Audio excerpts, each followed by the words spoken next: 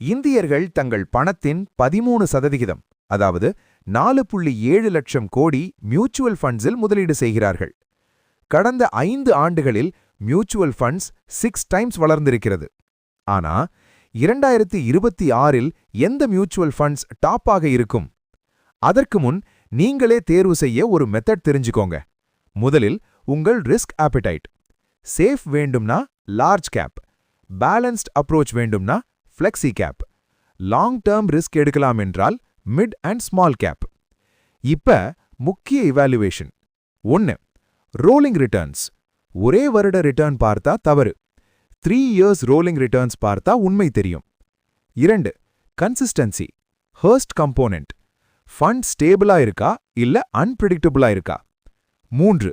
Alpha. மார்க்கெட்டை விட extra profit கொடுக்கிறதா? 2026இல் எக்ஸ்ப்ளோர் செய்ய வேண்டிய top funds: HDFC flexi cap, Nippon India large cap, Bandhan large cap, HDFC mid cap, SBI magnum children's benefit fund. இந்த video useful இருந்தா subscribe பண்ணுங்க. மார்க்கெட் ரிஸ்க் இருக்கு, டாக்குமெண்ட்ஸ் படிச்சுட்டு இன்வெஸ்ட் பண்ணுங்க.